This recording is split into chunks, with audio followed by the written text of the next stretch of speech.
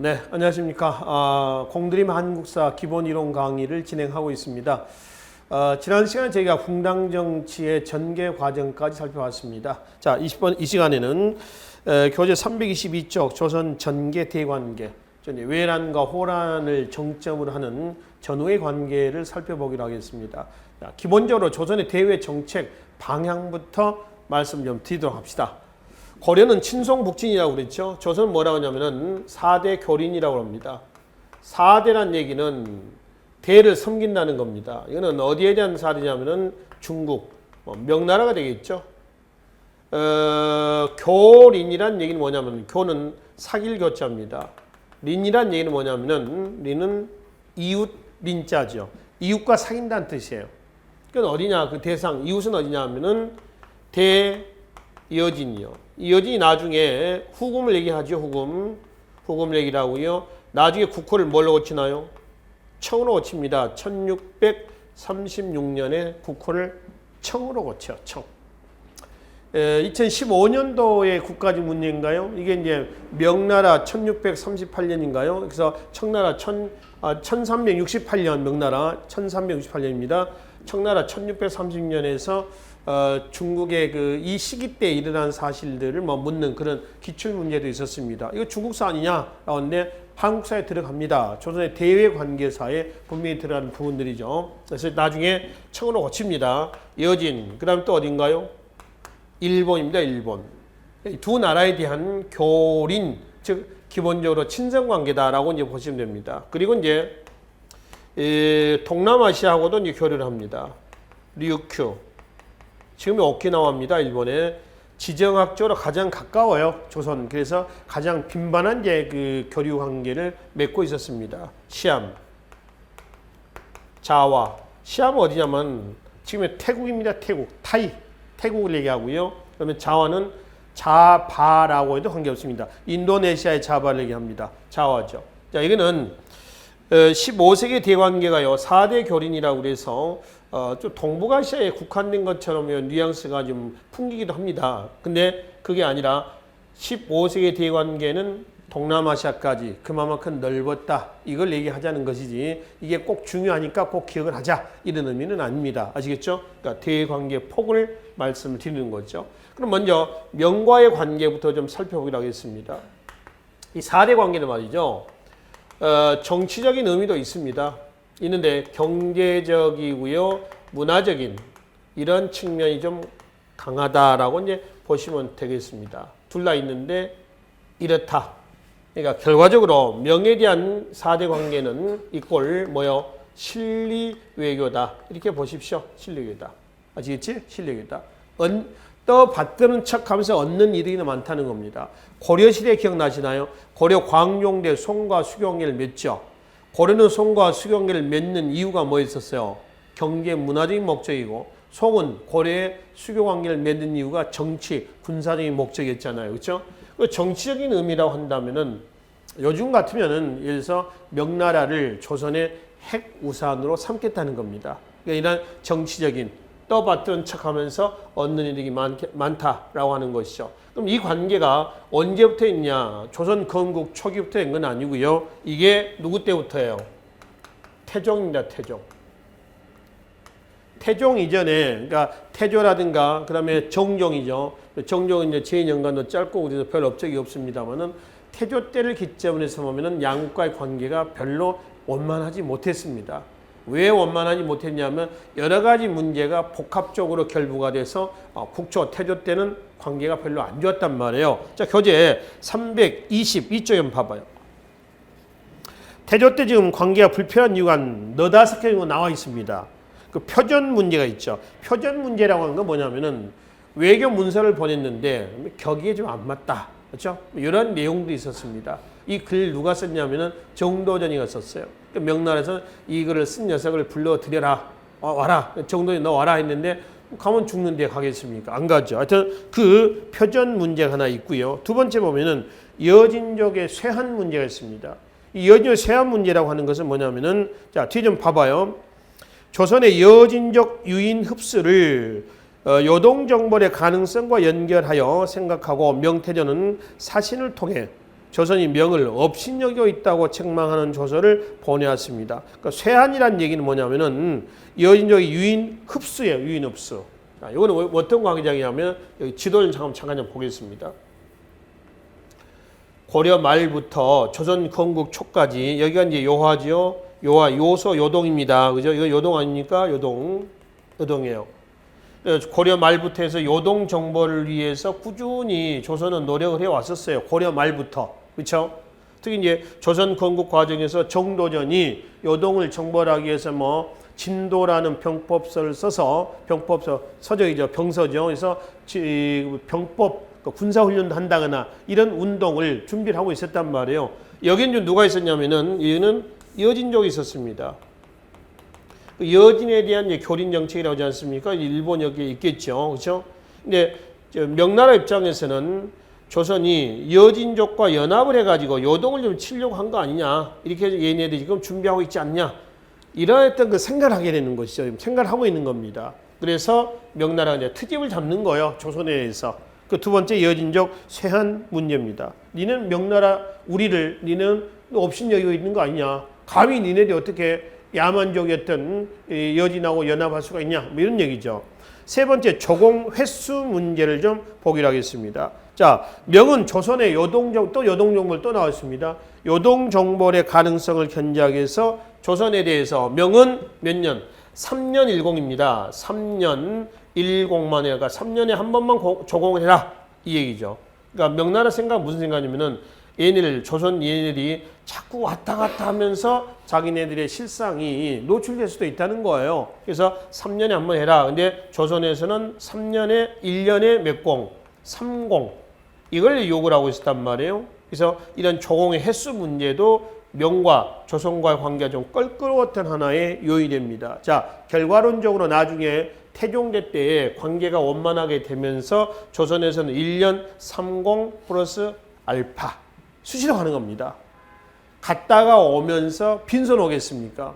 갔다 바치고 갔다가 올 때 뭔가를 또 들고 오는 겁니다. 그 자체가 단순히 외교 관계가 아니고 그 자체가 대외 무역이에요. 아시죠? 대외 무역입니다. 예를 들어서 323쪽에 봐봐요.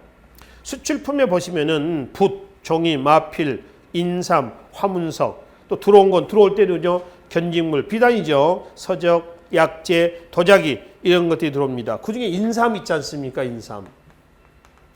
인삼은 누구에 의해서? 역관들에 의해서 인삼이 이제 청나라에, 다시 명나라에 이제 건너간단 말이에요.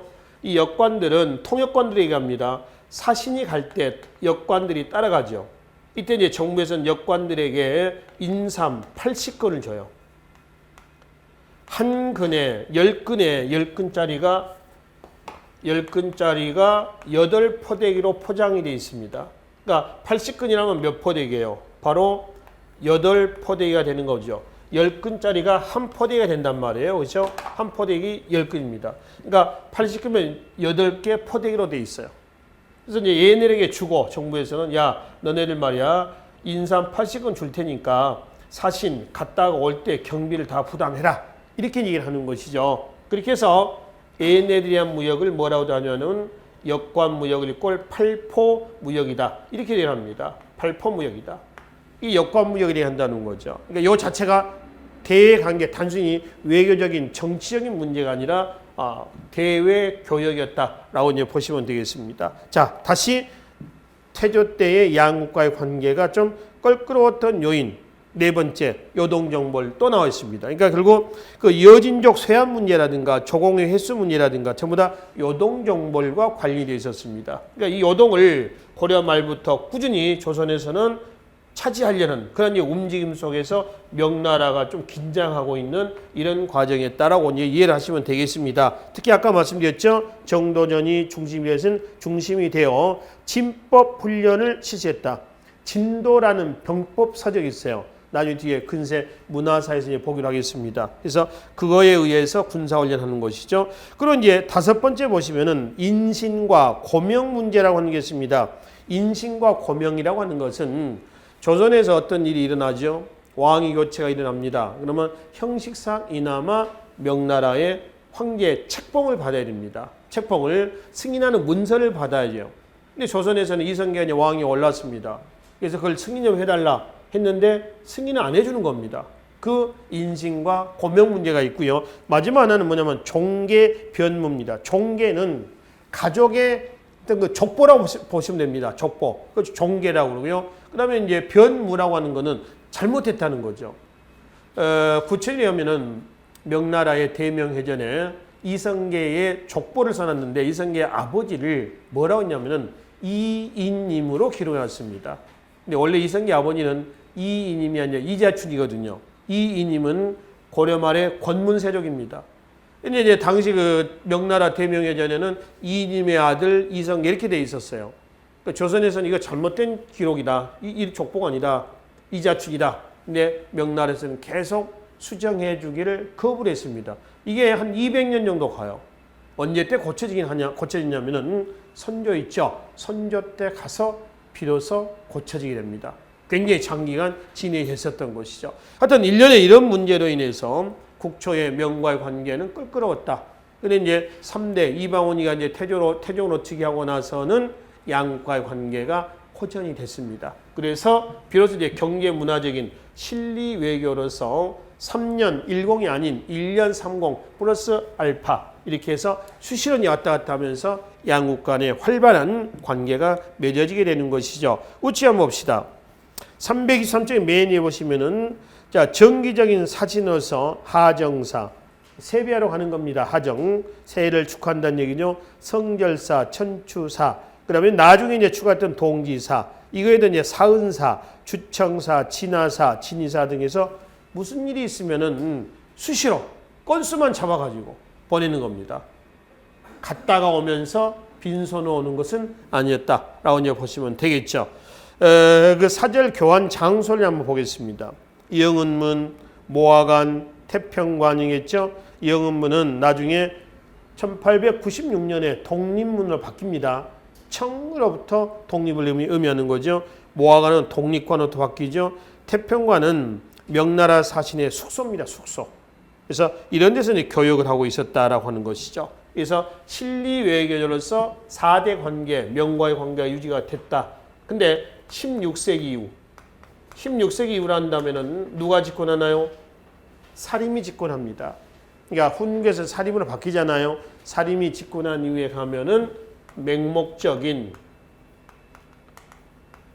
전화 외교로 바뀐다.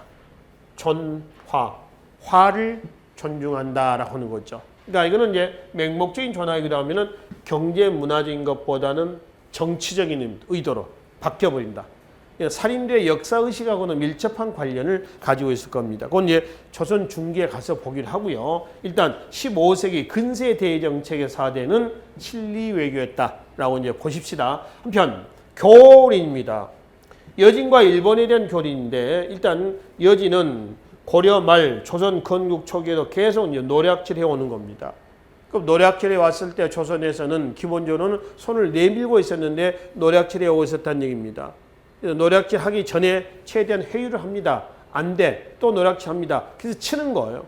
그러니까 처음부터 치는 건 아니다. 라고 하는 겁니다. 자, 323쪽에 여진족에 대한 회유책부터 봅시다. 귀순을 장려하고 들어오면 또 동화를 시킵니다. 관직이나 토지를 주고 집도 주고 또 국경무역과 조공무역을 허락을 하죠. 경원과 경성에 무역소를 두고 국경무역입니다. 국경선에서는 야 너네들 말이야 노략질하지 말고 정상적으로 교육해 가라 이거죠. 그 다음에 동대문 서울 동대문입니다. 북평관은 여진인의 유숙소입니다. 위에 명나라 사신의 유숙소를 뭐라고 그래요? 태평관 그렇죠. 여진 북평관. 일본 사신의 유숙소를 뭐라면 동평관이라고 얘기를 합니다. 그래서 이런 식으로 해서 조공무역을 허용해요. 그러니까 최대한 배려해 줍니다. 조선은 배려를 해줌과 동시에 얘네들이 거기에 수긍을 해야 되는데 또 계속 노략질해 오는 거죠. 노략질하니까 이제 얘네를 치는 겁니다. 강경책이죠. 그래서 사군 육진을 개척을 하게 되는 것이죠. 우측에 지도 좀 봅시다. 여연, 우예, 자성, 무창, 사군이죠. 사군. 그중에 여연군은 태종대 때에 개척이 됐고요. 나머지 세 곳 있죠. 우예, 자성, 무창 여기는 세종대 때입니다. 육지는 이제 두만강 쪽으로 올라갑니다. 사군이 압록강 쪽의 개척이에요. 원성, 종성, 그 다음에 경원, 경흥, 그 다음에 회령, 부령에서 육진이 있습니다. 자, 그래서 구분할게요. 사군은 최윤덕이에요. 그 다음에 육지는 김종서입니다. 최윤덕과 김종서죠. 구분을 좀 하시고요. 설치를 했습니다. 이어진 족을 톡을 한 거죠. 자, 여기가 사군, 육진이에요. 사군 육진의 설치로 인해서 세종대 때 우리나라 영토가 압록강, 두만강으로 확정이 되게 되는 계기가 됐습니다. 한편 사군 육진을 개척을 하고 최윤덕에 의한 사군과 김종서 등에 의한 육진 개척 이후에 조선에서는 남방의 민호를 강제로 이쪽으로 옮기는 정책을 추진합니다. 이걸 뭐라 하냐면은 백성을 옮긴다 그래서 뭐라고 그래요? 사민, 사. 이 사는 옮긴다. 옮길 사자를 얘기를 합니다. 이 옮길 사자죠. 백성을 옮긴다라는 그런 의미죠. 여러분 우리가 이사 간다 할 때 사자를 이렇게 합니다. 이사 간다 할 때는 거주지를 이동한다 해서 이사 이렇게 이제 쓰는 거죠. 그래서 강제로 이제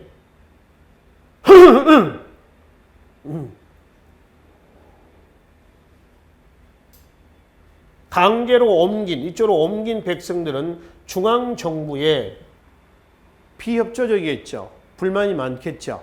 그래서 중앙정부에서는 얘네들을 회유하기 위해서 이 지역에 대해서는 지방관을 파견하지 않고 그 지역민을 하여금 다스리게 합니다. 그걸 뭐라 하냐면은 토관제도다. 토착관리다. 이런 얘기예요. 토관제도다. 조선시대 지방관 파견에서 보면은 지방관을 견제하기 위해서 우리가 임기제도 이외에 상피제도라고 하는 게 있었죠. 상피. 내 고향이라든가 내 일족들을 같은 관청에 임명하지 않는 걸 얘기합니다. 그리고 토관제도는 그 제도에 입각해서 본다면은 상피제도에는 어긋난다. 이런 얘기죠. 그렇죠? 상피제도 어긋나지만은 이 3인 정책에 의한 민심 수습책이었던 토관제도는 내내 실시가 된 건 아닙니다. 한시적으로 실시가 된 거거든요. 그러니까 이거는 상피제도하고 연계시키지 마시라는 거예요. 아시겠죠? 이게 누구 때요? 태종부터 여연군이 만들어진 사군 중에서 여연군이 설치가 됐던 태종부터 해서 누구 때까지 중종 연간에 걸쳐서 실시가 된 정책이었습니다. 이를 3인 정책에 의한 뭐다? 토관제도였다라고 얘기를 하는 것이죠. 그렇죠? 자, 이게 바로 여진에 대한 교린 정책. 좀 세분해 보면은 회의책과 강경책에 대한 내용들이 되겠습니다. 자, 그럼 이제 일본과의 관계를 좀 보겠습니다. 이 일본 왜군은 삼국시 때부터 계속 노략질 해왔었습니다. 그렇죠? 특히 고려 말에 보면은 고려 말에 우리가 공민왕 개혁 정치 실패 요인 그러면은 북노란 얘기는 뭐야? 북쪽에는 뭐가 있다는 얘기죠? 오랑캐가 있다라고 하는 거죠. 오랑캐로 차죠. 남쪽에는 뭐라고 그래요? 남외 이렇거든. 남외. 북노 남외. 그리고 이제 공민왕대 때 얘기합니다. 고려 말에 안에서는 권문세족들, 기득권을 갖고 있는 권문세족들이 득세하고 밖으로는 북쪽의 오랑캐, 남쪽의 왜구들이 득세했었습니다. 북쪽 오랑캐는 누구였냐면은 홍건적, 남쪽 왜구들 얘기합니다. 이게 공민왕 개혁 정치의 실패 요인이었어요. 그러니까 고려 말부터 왜구의 노략질은 계속 진행해 있었습니다. 이런 홍건적과 왜구의 노략질, 침략을 격퇴하는 과정에서 성장했던 세력을 뭐라 한다? 바로 신흥, 무인 세력이란다. 이렇게 말씀을 드렸죠. 기억나시죠? 조선 건국 이후에도 왜구의 노략질은 계속됩니다. 그 근거지가 어디냐면은 스시마섬이에요. 대마도를 정점으로 해가지고 계속 노략질해 옵니다. 그래서 조선 정부에서는 대마도주와 함께 일본 정부의 노략질을 막기 위한 여러 가지 조치를 합니다. 외교적인 교섭을 한단 말이에요. 근데 그게 잘 안 됐어, 사실은. 그래서 거기 324쪽에 한번 봐봐요.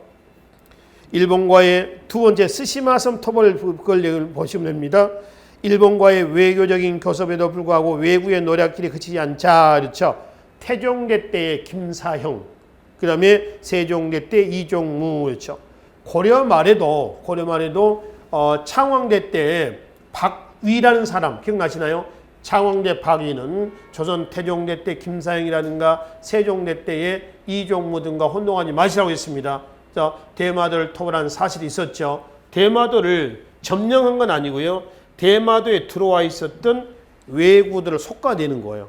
그런 개념을 이해하셔야 됩니다. 그래서 대마도를 토벌하기도 했었습니다. 여하튼 외교적인 교섭이 안 되니까 이제 왜구에 근거졌던 대마도를 토벌하게 되는 것이죠. 주로 이제 세종대 때에 이종무의 활동을 주로 얘기를 합니다. 특히 세종대 때 사군육진, 그다음 개청, 대마도 토벌은 세종대 때의 안정된 국방력을 토대로 한다라고 이제 우리가 군사제도에서 국초 통치체제 군사제도에서 이미 말씀을 드렸었습니다. 그래서 이제 대마도를 토벌했어. 토벌하고 이제 돌아옵니다. 돌아온 이후에 대마 도주가 일본 정부하고 이제 중간 역할을 하면서 다리 역할을 하면서 조선의 교역을 또 요청합니다. 조선 애들은 기본적으로 교린 정책을 주의한다고 그랬죠. 그래서 손을 내미니까 손을 잡아준다. 그것이 바로 밑에 삼포 계약으로 합니다. 부산포, 제포, 연포를 얘기하는 거죠. 부산포는 지금의 뭐 부산 동네, 제포는 진해, 연포는 울산이 되겠습니다. 그래서 이제 삼포 계약의 취지는 외구의 노략질을 막고, 노략질 막다라는 얘기는 이제 회유책, 일종의 어떤 그 강경책보다는 우리 그 현대사에서 대북 정책에 보면 햇볕 정책이라고 있지 않습니까? 김대중 정부 때 그런 정책하고 같은 거죠. 그래서 이제 손을 잡아주는 겁니다. 이것이 삼포 계약으로 나왔다.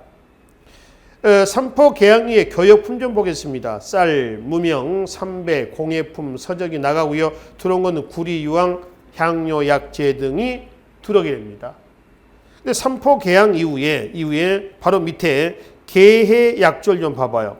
삼포 계약 이후에 외구들의 물건들이 제한 없이 막 들어오는 겁니다. 그래서 그걸 좀 안 되겠다. 제재 좀 해야겠다 해가지고 세종대 때 체했던 조약이 뭐죠? 계해 약조입니다. 약조는 조약이라는 의미로 이해합시다. 계해년에 조약을 체결했습니다. 그 계해 조약 내용을 보니까 밑에 넷째 줄에 있죠. 세삼위두 200석. 그러니까 매년 대마 도주에 하사는 쌀, 콩, 미두, 쌀, 콩이죠. 세삼위두를 200석을 제한하고 그리고 1년에 세견선을 몇 척? 50척으로 제한하는 겁니다. 일본과의 무역은 여러분들이 하나 기억을 해 두셔야 할 단어가 하나 있습니다. 제한 무역이었다. 즉 조선 후기로 갈수록 일본과의 교역의 폭은 계속 확대시켜 나갔다. X예요. 계속 줄여나갑니다. 그래서 뭐 계약조 때 보니까 세견선 50척, 세삼위두 200석. 그럼 밑에 임신약조 봐봐요. 맨 밑에도 한 다섯째 줄 나와 있습니다. 세견선 25척 반으로 줄였네요. 그죠? 세삼위두 1년에 100석. 또 제포만 계양. 그리고 삼포에서의 일본인 거주 불허. 계속 위축이 되고요. 줄여나가는 겁니다. 그 다음에 밑에 사량진 외변의 결과 체결했었던 정미약조라든가 여기서도 보면 어때요? 세견선, 세삼위를 줄여나갑니다. 계속 축소시켜요. 그 다음에 외란이 터지죠. 외란 위에 국교가 체결된 것은 광해군 때예요. 선조 다음에 광해군이죠. 교재 330쪽에 한번 갑시다. 거기 보니 1년에 세견선 몇 척? 20척. 세삼위도 몇 석? 100석이에요. 그러니까 초창기에 삼포 계약 이후에 계약조 때 보면은 세견선 50척이었죠. 50척. 반 이상 확 줄었죠. 그 다음에 이제 세삼위두가 200석에서 몇 석이요? 100석으로 줄였다는 거예요. 계속 줄여나갔다. 그래서 제한 무역이었다라고 하는 겁니다. 그래서 이제 삼포 계약 이후에 교역의 폭이 많아지니까 제재 좀 해야겠다 해서 계약조가 체결되고 다시 이제 중종대 삼포 외란이 터집니다. 진압이 됐어요. 진압되고 나서 교역이 단절됩니다. 다시 일본이 대마 도주를 통해서 교역을 요청해 옵니다. 또 교역이 행해집니다. 그것이 바로 밑에 임신약조입니다. 임신약조의 내용도 보면은 무역 제한하고 있다라고 하는 겁니다. 그리고 삼포 외란의 결과 진압이 되고 나서요. 비변사 있죠. 비변사가 임시군무협의기구로서 처음으로 설치가 되는 계기가 됐습니다. 그럼 임신약조를 통해서 다시 국교가 제기가 됐는데 중종대 사량진에서 통영입니다. 사량진에서 다시 난이랍니다. 상진외변이에요. 역시 토벌했습니다. 토벌하고 나서 다시 일본과 국교가 체결된 것이 우측에 정민년의 정미약조야. 명종대 때. 그래서 다시 이제 명종대 1555년 을묘년에 을묘외변을 통해서 전라도 일대가 박살났습니다. 이걸 계기로 해서 진관체제가 무너집니다. 그럼 뭘로 바뀌어요? 제승방략 체제로 바뀌는 겁니다. 이 진구한 체제, 제승방략 체제 우리가 지방군 체제에서 살펴봤었습니다. 그리고 일본의 무로마치 막부하고 관계에서 나와 있죠. 이 무로마치 막부는 어딜 얘기하냐면은 잠깐 봅시다. 일본의 막부 시대인데요. 무신정권 시대라고 보시면 됩니다. 제일 먼저 우리가 고려 말에서도 말씀드렸습니다만은 가마쿠라 막부, 두 번째 무로마치 막부, 이게 조선 전기 때죠. 지금 요 무로마치 막부예요. 약 1세기간에 걸친 전국 시대가 있습니다. 혼란기예요. 무사들의 땅 따먹게 하던 시절이다라고 보시면 되고요. 이 전국 시대 혼란을 수비했던 사람이 누구냐면은 도요토미 히데요시입니다. 이 도요토미 히데요시가 조선에 침략을 감행했던 뭐죠? 외란, 7년 전쟁이죠. 외란을 감행을 했습니다. 근데 1598년에 병사하기 직전에 퇴각명령을 하고요. 병사합니다. 죽고 나서 풍신수길 다음에 누가 나오면은 덕천 가강이 나옵니다. 즉 도쿠가와 이에야스, 도쿠가와 막부가 에도에 성립이 돼요. 에도는 도쿄입니다. 그래서 에도 막부라고 하기도 하고 도쿠가와 막부라고도 얘기를 한다는 거죠. 이게 이제 조선 후기예요. 이때 광해군대 국교가 체계가 됐던 이때가 되겠습니다. 여기는 조선 15세기 때 얘기를 하고요. 여기 이제 외란이 일어났었던 요 시기를 얘기한다라고 이제 보시면 되겠습니다. 여원 연합군이 일본 원정하러 가죠. 고려 말에 그때가 일본은 가마쿠라 막부 시대였다라고 이제 보시면 되겠습니다. 자, 그래서 이제 이 무로마치 막부하고 조선 전기 때 교린 외교를 전개했는데 조선에서 파견한 사신보다 일본에서 파견되는 사전의 방문수가 더 많았다라고 하는 겁니다. 이거는 뭐냐면 이거 보세요. 이거하고 같습니다. 우리하고 명하고 조선하고 명하고의 관계이듯이 그리고 이제 일본과 조선의 관계다. 이런 개념으로 이해하시면 된다는 것이죠. 아시겠죠? 자, 그래서 이제 일단 명종대 을묘 외변을 계기로 해서 양국과의 국교는 어땠어요? 단절입니다. 명종 다음에 왕이 누구죠? 선조죠. 선조 때 국교가 단절된 과정에서 뭐가 터졌어요? 외란이 터졌다라고 하는 거죠. 아시겠죠? 자, 이제 기본적인 대정책의 방향입니다. 4대 교린이고요. 그리고 바로 아까 말씀드렸죠. 서두에서 말씀드렸던 동남아시아, 류큐, 시암, 자와 여기 15세기 대관계 폭이 그만큼 넓었음을 보여주는 자료가 되겠습니다. 그중에 지정학적으로 가장 가까웠었던 어디죠? 류큐 있죠. 지금의 오키나와입니다. 류큐하고의 관계가 가장 뭐였다? 빈번했다. 이렇게 이제 얘기를 하시면 되겠습니다. 그럼 이제 명종대 국교가 단절된 이후에 일본과의 관계에서 더했었던 뭐죠? 외란을 좀 살펴보기로 하겠습니다. 7년 전 얘기죠. 자, 일단 외란에서 우선 정리를 좀 해야 될 부분이 있습니다. 외란 직전 조선과 일본의 정세입니다. 외란을 정리할 때 정리를 하셔야 될 부분입니다. 그 다음에 이제 관군 폐인이 있죠. 전쟁이 터지고 나서 2달 만에 전국이 유린됐단 말이에요. 그래서 관군의 패배 요인은 뭔가? 자, 또는 이제 계속 깨지다가 전세 역전의 계기가 된 것은 뭐가 있는가? 그 다음에 외란이 끼친 영향입니다. 전쟁 당사자국이었던 조선과 일본 그리고 이제 중국 명나라에 끼친 영향이에요. 외란에서 여러분이 정리하셔야 될 것은 이 4가지입니다. 아셨죠? 최근에 그 외란에 관련된 출제 문제는 사건 전개 순서대로 바르게 배열하라라고 하는 문제도 나옵니다. 그런 부분들은 여러분들이 뒷장에 보시면 이제 전쟁 전개 과정 해가지고 동그라미 번호에 고딕으로 되어 있는 부분이 있죠. 좀 진하게 되어 있는 부분 있잖아요. 그 내용들을 순서대로 해가지고 좀 정리를 좀 해 두시면 되겠습니다. 아시겠죠? 자, 그러면 325쪽의 맨 밑에 임진왜란 직전에 조선의 정세를 살펴보기로 하겠습니다. 일단 조선에서는 일본과 국교가 단절된 상태입니다. 명종대 때 을묘 외변을 계기로 해서 국교가 단절된 상태였고요. 그렇죠? 또 비변사를 설치해가지고 비변사는 중종대 때에 삼포외란 이후에 임시 군무 협의기구로 설치가 됐다가 명종대 을묘 예변 이후에 가면은 상설기구로입니다. 임시기구에서. 그래서 비변사를 설치해서 또 군무 문제에 협의를 하려고 했었는데 뭐 형식적 기구로 전락이 되고 있었던, 그러니까 제대로 국방력에 대해서 관심을 갖지 못하고 있는 이런 상황이었다라고 하는 그런 얘기죠. 그렇죠? 그래서 325쪽에 외란 직전의 조선의 정세는 이렇습니다. 특히 조선에서는 서인의 이의가 만원봉사에서 10만 양병서를 주장하기로 했었는데 역시 잘 안 되고 있었습니다. 국내 정치 등 어떤 문제점들 지금 지적을 하고 있는 것이죠. 자, 이때 일본에서는 전국 시대 혼란을 수습을 하고요. 풍신수길이 안으로의 불평 불만이 많은 무사대의 불만을 밖으로 표출시키고 본인의 대외 정복력을 충족시키기 위해서 조선에 뭘 요구했냐면은 정, 명, 가도를 요구를 하고 있었습니다. 명을 정벌하려는데 가도, 길 좀 비켜달라고 하는 겁니다. 이건 대놓고 쳐들어오겠다는 거 아닌가요? 이런 상황 속에서 조선에서는 서인과 동인, 동인과 서인, 선조 때 동인, 서인, 이조 전락리 문제로 나누지 않습니까? 그래서 특사를 일본에 보냈어요. 자, 밑에 서인의 황윤기를 정사로, 동인의 김성희를 부사로 보냈습니다. 근데 똑같이 갔다 왔어요.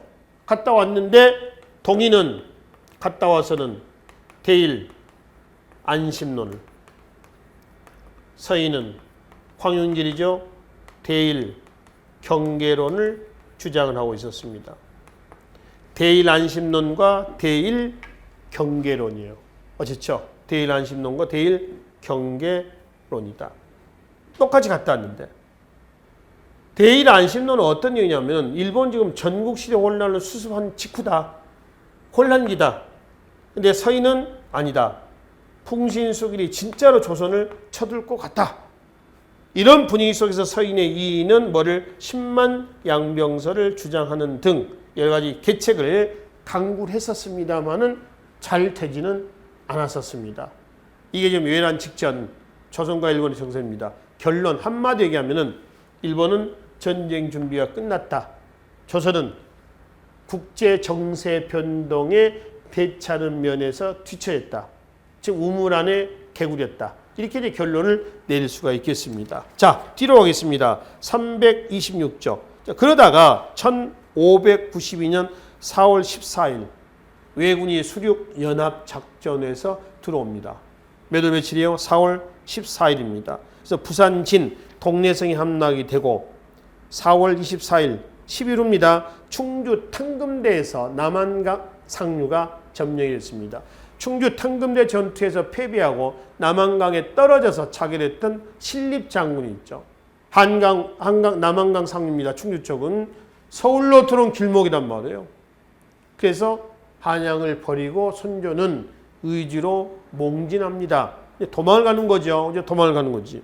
자, 그리고 이제 계속 서울, 평양, 함경도까지 2달 만에 박살냈습니다. 거기 보시면은 한양이 5월 2일 날 점령이 됩니다. 그러니까 부산 상륙이 몇 월이요? 4월 14일이라고 그랬죠. 한양이 며칠? 5월 2일이에요. 평양성 함락이 6월 15일인가요? 그죠? 6월 13일인가요? 그러니까 6월 13일 딱 2달 만이네요. 부산에 상륙한 지. 그리고 이제 함경도까지 전국이 2달 만에 유린이 됐습니다. 그 유린되게 된 요인은 어디 있느냐? 2달 만에 광군이 패배하게 된 요인은 어디 있느냐라고 하는 거죠. 자, 우선 하나는 북방체제, 초전박살체제였다는 재승방약 체제의 허점입니다. 초전박살체제라고 하죠. 이 초전박살체제인데 취지는 좋았는데 운영상에 있어서 문제점이 나왔었죠. 두 번째, 군역제도에서 군적수포제입니다. 군적수포제로 인해서 군역제도가 이미 무너졌다라고 하는 겁니다. 군역제도의 붕괴예요. 군적을 만들고 군적의 등재가 되면은 포를 걷어서 운영하는 겁니다. 12개월마다 군포를 몇 필로 2필에서 걷어서 운영하는 거죠. 근데 군적을 만들 때 양반들이 관권과 결탁해서 군적에서 이름을 빼버립니다. 군대 안 가는 거죠. 그래서 군대 안 간다는 얘기는 1년에 2필 안 낸다는 거죠. 이 군역제는 이미 무너져 있는 이런 상태입니다. 그쵸? 자, 여기다가 관군 폐병입니다. 일본이 새로운 무기로 가져왔던 조총이 있죠. 화승총입니다. 이로 인한 사기 저하입니다. 소리도 크고요. 또 엄청나게 이제 불꽃도 튀고 오르는 거죠. 이건 상징적인 무기입니다. 요즘처럼 뭐 연발로 쏘아지는 것도 아니고요. 한번 쏘잖아요. 그럼 여기다 화약을 놓고 또 거기다가 이제 쇳덩어리를 놓고 하는데 그냥 10분 정도 걸려요. 전쟁통에 상대 적군은 들어오는데 이 초갈 장전하는데 10분씩 걸린다고 생각해 보세요. 세워라 내어라 아닙니까? 그러나 이 총은 상징성을 가지고 있습니다. 일단 이 총으로 인한 사기 저하, 이것도 외란 직후 관군의 패배 요인이었다라고 하는 겁니다. 그리고 이제 뭐 아까 이의 주장 등도 나왔었습니다만 잘 안 먹혔다라고 한 얘기죠. 즉 변화는 국제 정세에 적극 대처하지 못했다라고 하는 점. 이것이 2달 만에 전국이 유린되게 된 계기가 됐다라고 하는 겁니다. 자, 그러다가 이제 전세 역전의 계기가 된 사건이 있습니다. 이건 3가지가 있습니다. 하나는 뭐냐 그러면은 수군의 승리입니다.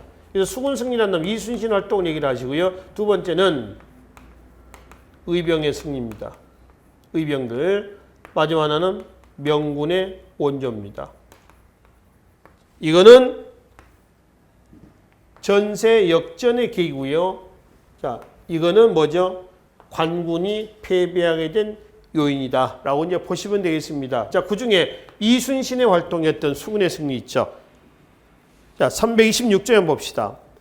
옥포, 사천, 한산도, 이치 전투 등인데 그래서 이치는 이순신과 관련된 건 아니고요. 권율 있죠, 권율. 행주산성의 행주대첩의 권율입니다. 권율하고의 관계입니다. 자, 옥포 특징적인 전투지점 좀 체크 좀 해놓으십시오. 이순신 활약 상황에서 옥포에 대한 최초의 승리, 최초. 2번째, 최초로 거북선을 상용해서 승리했었던 사천해전. 그 다음에 하객진 전법을 통해서 왜구를 격퇴시켰던 한산도 대첩. 하객진 전법은 뭐냐면은 학이 날개를 펴서 이렇게 오물이죠. 그때 이제 적을 가운데 두고 360도에서 이제 공격 퍼붓는 거예요. 학익진 전법이라고 그래요. 그런 이제 이치전투는 곡창지대 전라도 지방을 지키는 계기가 됐던 전투입니다. 이치, 논산 쪽이 되겠습니다. 논산 이치전투죠. 그래서 이제 이순신, 임진왜란 때 이순신의 활동은 이 얘기고요. 정유재난 때는 이순신 활동을 구분을 좀 해서 이해를 하셔야 됩니다. 정유재한테 빼앗긴 제해권, 남해안 제해권을 재회복했던 명량해전이라든가, 그 다음에 이순신이 전사에 있었던 어디가 나오죠? 바로 노량해전. 요 이제 정유재한 때 이거 나머지는 임진왜란 때 이해가 된다라고 하는 겁니다. 자, 2번째 전세 역전의 계기는 뭐냐 하면은 의병의 승리입니다. 조선 전기 때 잡세군 체제가 의병을 조직하는데 아주 유용했다라고 말씀을 드렸죠. 의병은 최초의 의병에서 나와요. 곽재우입니다. 북인 출신이죠. 선조 때 북인과 남인으로 나누죠. 동인이. 그래서 그 중에 북인은 충절과 의리에 아주 치중했던 사람들이에요. 그래서 북인들이 주로 의병장 활동에 많이 나왔던 것은 절이, 충절과 의리를 중시했다는 겁니다. 특히 곽재우의 경상도 의령입니다. 최초의 의병장 곽재우의 활동은 바로 그 홍의장군이라는 용어가 나오는데요. 붉은색 비단으로 옷을 입었다라고 하는 것이죠. 그렇죠? 그래서 의령에서는 지금도 의병의 날, 그래서 의병의 날이 6월 1일이에요.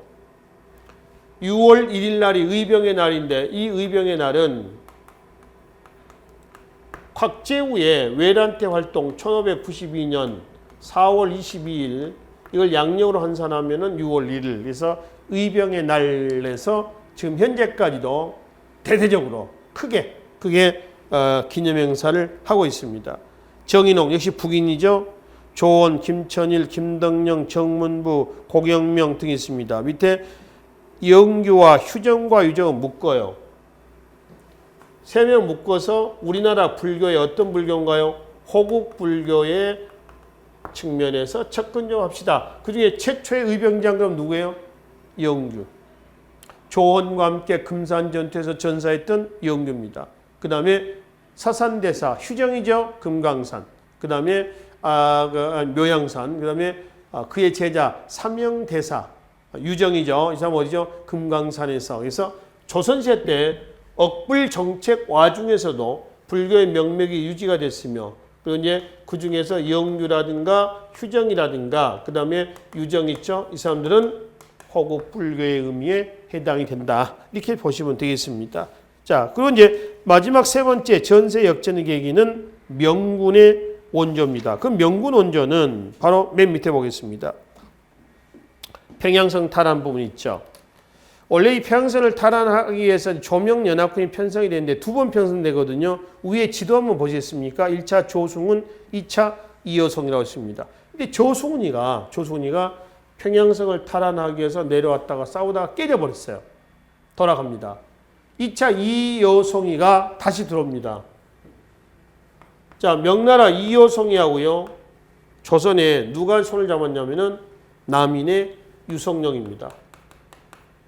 유성룡이 손을 잡았어요. 그렇게 해가지고 어디를 공격했어요? 평양성을 공격을 했습니다. 그래서 승리를 했어요.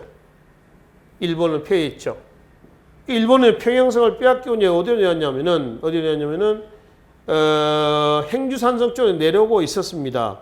행주산성에 내려오고 있었어요. 그때 지금의 경기도 고양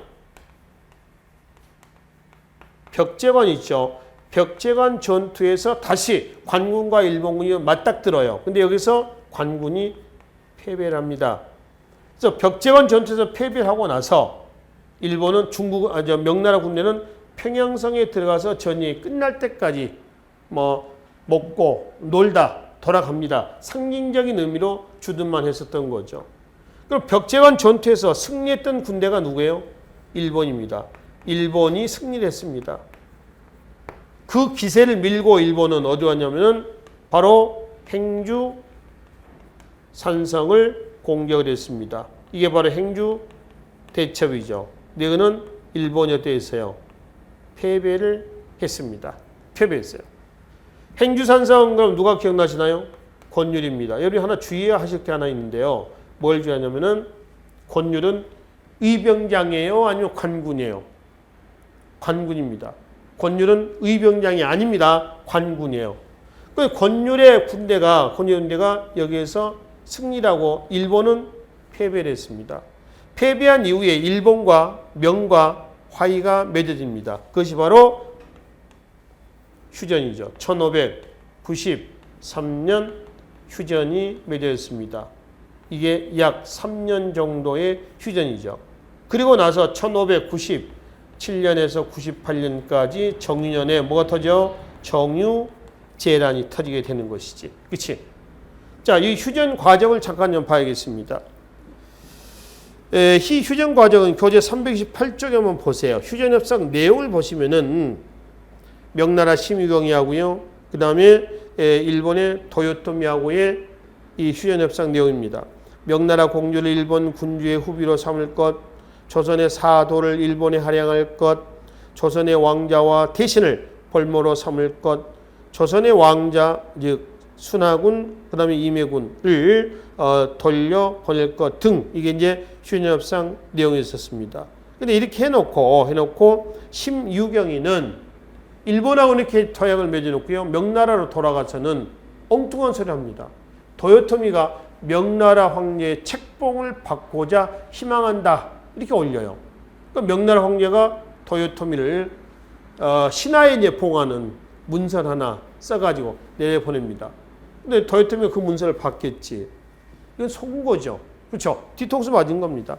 그래서 1597년 7월 달 3년 정도의 휴전이 마무리가 되고 일본의 재침략이 감행이 됐습니다. 이때 정유재란 때 육지에서의 전투 두 군데가 있고요. 해전에서 두 군데가 있습니다. 자, 육지에서 전투 그러면은 직산 전투가 하나 있죠. 명나라 원군과 권율의 연합군이 충청북도 직산에서 왜군을 몰아낸 직산 전투하고요. 그 다음에 칠천량 해전은 칠천량 지금 옥포 쪽인데요. 휴전 기간 동안에 이순신이 모함으로 물러납니다. 그리고 이제 이 원균이 삼도 수군 통제사가 됐을 때에 싸웠다가 남해안의 지혜권을 빼앗긴 싸움이 바로 어디냐면 칠천량 해전이에요. 칠천량 해전. 그러나 이제 빼앗기고 나서 칠천량 해전에서 원균이 죽죠. 그 이제 다시 삼도 수군 통제사로 부임한 누구 이순신에 의해서 빼앗긴 남해안의 지혜권을 재회복한 전투가 돼요. 명량해전입니다. 영화로도 나왔었던 그 명량이에요. 그다음 이제 전사했던 곳이 어디라고요? 노량해전이다. 여기까지 그 순서대로 스토리식으로 해가지고 외란의 흐름을 이해를 좀 해 투지한 얘기입니다. 자, 마지막 외란이 가져다준 영향입니다. 조선과 일본과 명, 정쟁 당사자뿐만 아니라 중국에도 영향을 미치게 됩니다. 먼저 조선에 끼친 영향부터 한번 봅시다. 자, 인구 감소, 국가 재정의 궁피, 신문제의 동요라든가 밀란은 이제 외란으로 인한 사회 경제 혼란 속에서 일어난 송유진, 이몽왕의 난이죠. 문화재 소실도 있고요. 포로도 나오고요. 비변사 기능이 강화되고 훈련동함이 설치가 돼요. 조선국의 5군영 중에 핵심 군영이죠. 그리고 숙명 사상이 강화됩니다. 숙명 무슨 얘기예요? 숙명. 명을 뭐 한다는 얘기인가요? 숭상한다는 거죠. 숙명이에요. 왜냐하면 명나라가 도와줘서 우리가 전쟁에서 이겼다. 이 얘기란 말이어서 숙명사상이 고조가 됩니다. 자, 그 대표적인 흐름으로서 서울 동묘를 비롯한 관우사당이 여러 곳에 세워진다거나 그리고 담배, 고추, 호박 밑줄을 그어놔요. 담배와 고추, 호박은 일본에서 들어왔던 조선의 상품 작물이었습니다. 이게 조선에 끼친 영향이다라고 한다면은 일본에는 어떤 결과가 나왔나요? 정치적으로는 누구에서 누구로 바뀌었어요? 풍신수길에서 도쿠가와 이에야스 막부로 바뀌었고요. 그렇죠? 그리고 이제 문화적으로는 조선의 문화가 전쟁을 통해서 일본으로 건너갑니다. 그래서 일본 근세 문화 발달에 기여했습니다. 도자기, 성리학, 이왕의 주리 철학입니다. 그렇죠? 성리학이라든가 또 밑에 보시면은 도자기, 성리학, 뭐 그림, 활자, 서적 다양한 것들이 많이 나와 있죠. 그 중에 대표적인 것은 도자기입니다. 이삼평이라든가 이런 사람들이 일본에 건너가서 일본의 도자기의 시조가 되죠. 그렇죠? 그래서 일본에서는 임균애란을 도자기 전쟁이다. 이렇게 얘기를 한다는 것이죠. 그래 중국 측에 친 영향이 난다면 왕조가 바뀌어요. 뭐에서 뭐로 가죠? 명에서 후금, 청으로 가고요. 일본은 정권이 바뀌고 일본 문화 발달에 기여했습니다. 우리나라는 어땠어요? 외란을 계기로 해서 전기에서 어디 가나요? 후기로 갑니다. 근세에서 근대로 간다. 즉 외란을 잘 극복했다 못했다. 잘 극복했다. 이런 의미로 해석하시면 되겠습니다. 자, 그리고 나서 이제 선조 다음에 외란 이후에 이제 누가 등장하죠? 광해군이 등장하죠. 광해인데 집권 여당이 누구예요? 북인이죠. 북인 중에서도 대북이야, 소북이야? 대북파죠. 그렇죠? 그리고 이제 광해군대 때의 실정. 이 실정이다 한다면 뭐죠? 폐모, 살, 제. 무슨 뜻이에요? 어머니를 폐위시키고 형제들 죽였다라고 하는 거죠. 그렇죠? 이러한 실정 등으로 인해서 또 대외 정책으로는 친명, 배, 금, 명은 이미 지고 후금이 성장하고 있었는데 청에 아직까지 손을 내밀고 있고 후금은 배치하고 있었습니다. 이것이 원인이 돼가지고 1620 몇 년, 3년 뭐가 터졌죠? 인조 반정이 터져요. 그래서 누가 나오나요? 인조가 나옵니다. 인조 때 집권 여당은 인조 반정에 주요했던 서인과 서인은 스스로 독주를 견제하죠. 남인 동참입니다. 인조 다음에 누가 나오나요? 현종이 나오죠. 현종 때 역시 서인 주도하에서 누가 나오나요? 남인이 동참을 하죠. 현종 다음에 누가 나오죠? 숙종이 나오죠. 숙종제 때 미안합니다. 인조 다음에 현종이 아니라 건너뛰었네. 효종이 나오는 거죠. 그죠? 수정합니다.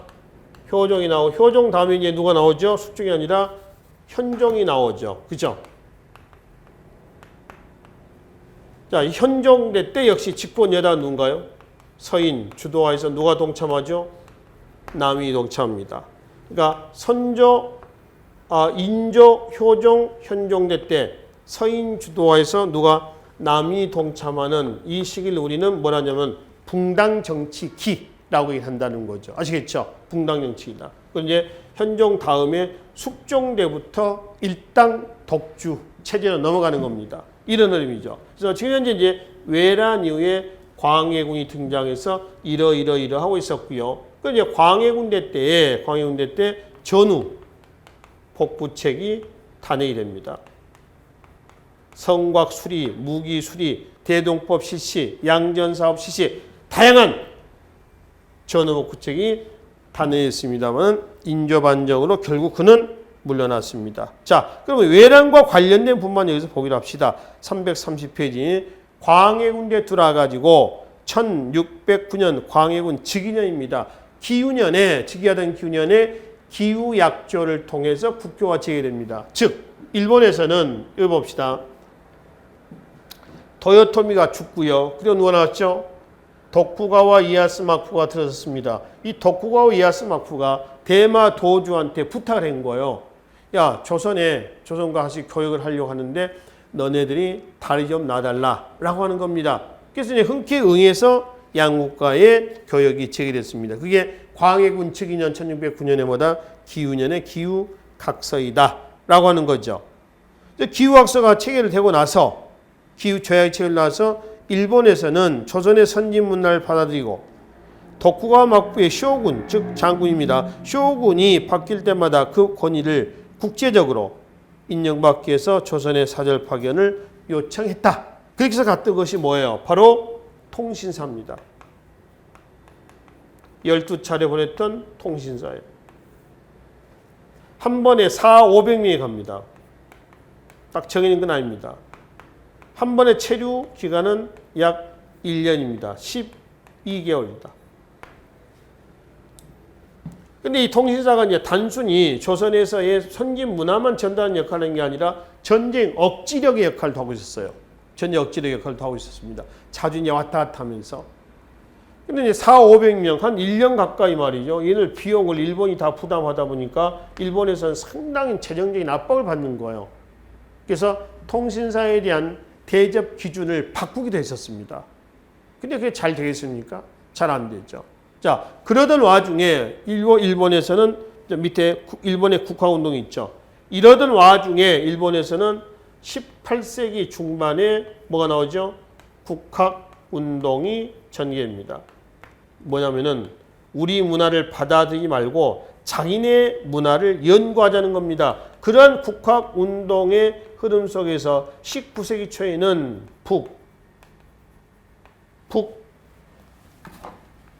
잠깐만요. 19세기 초에는 국학운동의 일본의 국가운동의 흐름 속에서 마지막 12차 수신사가 끝을 맺습니다. 미안합니다. 수신사가 아니라 통신사입니다. 개항 이후에 수신사 하는 거죠. 이 12차 통신사가 순조 11년 1811년이에요. 이게 마지막. 더구나 이 12차 통신사는요. 일본에 못 들어갑니다. 대마도에 가서요. 일을 보게 하고 돌려보내요. 이게 마지막 통신사였었습니다. 그리고 이제 19세기 중반에 가면은 바로 일본에서는 이 12차 통신사를 끝으로 해가지고 해방론이 나오니 해방론. 바다를 막아버리자는 겁니다. 조선의 문화를 받아들이지 말자는 겁니다. 이 해방론이죠. 이게 19세기 중엽에 가면은 정한론으로 갑니다. 정한론이라고 하는 거 뭐냐면 한반도를 뭐 하자는 거죠? 정벌하자라고 하는 거죠. 정한론이 그런 배경에서 나오게 된다. 한반도를 정벌하자. 근데 일본에서는 정한론이 일긴 있었습니다만은 이루어지지 못했었습니다. 왜냐하면은 1868년에 일본에서 메이지 유신이 있었거든요. 명치 유신 말이에요. 입헌군주제로 바뀌는. 그래서 이루어지지 못했습니다. 근데 잠깐이에요, 이것도.